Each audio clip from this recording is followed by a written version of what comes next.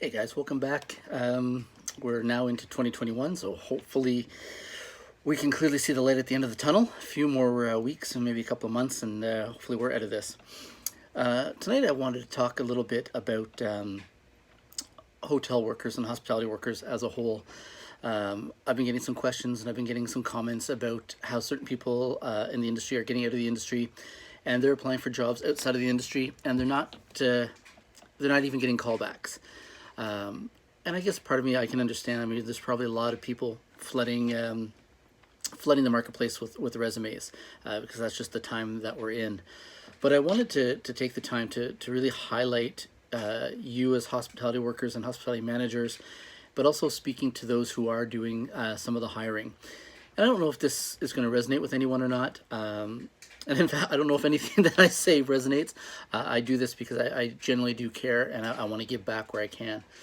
But for those of you that are hiring, and when you see a resume come across your desk for whatever job it is, an office manager, a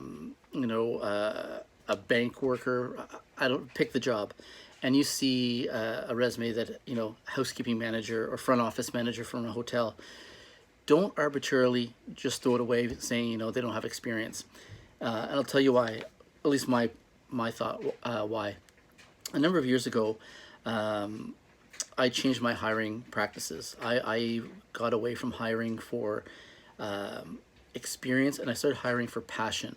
And because for me, if you have passion, then I think you have the capacity to learn. And I can teach you the things that you need to know for hospitality. I can't teach you passion. I can't teach you to smile. And I took a chance on a young woman named Erin years ago at the Germain Hotel. She was a classically trained opera singer, had never really worked in hospitality, but I saw her passion for opera, and I thought, well, the amount of time it takes you to learn that shows me that you have the capacity to learn, and you've got the intestinal fortitude to push through things. And so I took a chance and I hired her, and lo and behold, she became one of the best hires I had ever made. And she followed me along to Crush Wine Bar for a while, and now she's gone on. She has a family and she's doing her thing. But it just, to me, it resonates that just because they don't have experience in the field doesn't mean they can't do the job. And this gets me back to positions. If you come across a resume for and someone's been a front office manager, well, don't just think that job entails checking people in. I mean, they're managing. They're managing their associates. They're managing guest expectations about room cleanliness. They're excellent communicators. They have to communicate with a with a housekeeping manager, sometimes with engineering, to make sure rooms aren't out of order, or if they were out of order, that they're back online. That if there's been a guest that has wanted to extend their stay, well, now they have to juggle their inventory. So time management is a big player. And sometimes I think when we see these resumes, we're so, well, they check people into a hotel. There's so much more that you may not realize and recognize. They're also diplomats. And the reason I say they're diplomats, and this goes for a lot of hospitality managers, but especially front office, food and beverage, housekeeping. There's very few industries that I know of that have this phenomenon. When you check into a hotel, if your room's not ready and you ask for the manager, I mean, it's as if the worst crime against humanity has been committed in certain cases. The profanities, I had a reservation, so they have to talk the guest off the ledge, they have to calm everything down, be poised, be professional, be respectful, listen, be empathetic, and then offer solutions.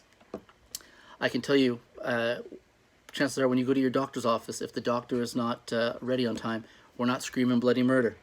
And the same thing goes for restaurant managers. If something comes out overcooked, my gosh, look out. But again, if you go to the bank and you have to wait a few minutes, that's okay. So these skills are skills that they have to learn on the fly. These aren't skills that are taught in school. They learn them in real life situations. So just be cognizant of that. These are some of the hardest working people that I know and ever come across. They're adaptable because no day is the same. They are humble. They work hard. You know, there's no such thing as an 8-hour day, really. You know, 10 is usually the minimum, and it goes up from there. So when you see these resumes come across your desk, maybe take a second and give a second thought and a second look as to what their job entails and how many people they manage, because you could be looking at your next office manager.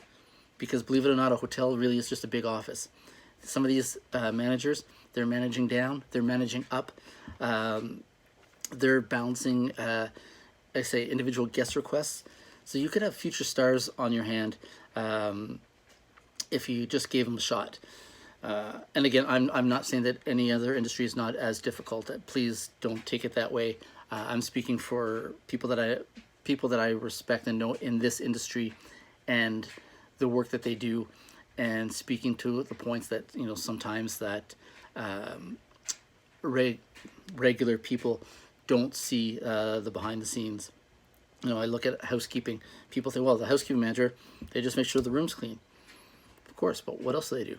They're managing their team, making sure that they're on time. They're setting their list of expectations. They're negotiating. They're negotiating with suppliers on cost of linen, cost of chemicals, cost to repair washing machines, dryers. What's the cost of outsourcing my linen versus doing it in-house? And then they have to present that to their bosses. So they're also, you know, showmen and show people. So there's so much more than what oftentimes people realize goes into a hotelier in various departments. So, you know, I hope this is helpful. And for those of you that are looking for jobs outside of the industry, you know, stay with it. Maybe use some of these points in your selling feature. You know, maybe add them to your resume, different things that you do to highlight that you're not just a block in a, like a round peg in a round hole. There's so much more that you can do. Highlight those things because you are worth it. You're highly trained, you're highly skilled, you're highly motivated. We are some of the most highly motivated people, the most entrepreneurial people that I've met. And so I really hope that it works out for you, and I hope doors start opening because you deserve it. You know, I hope that you come back to the industry, but if you don't, keep at it. Don't give up. And for all the people that are hiring, give a second look at those resumes. You may just find your own future Aaron in there that will take you and your company to greater heights. So let's save hospitality, stay strong, stay safe. A couple more weeks, maybe a couple of months to go, and we can start to see a little bit more normalcy. Take care, guys, and have a great night.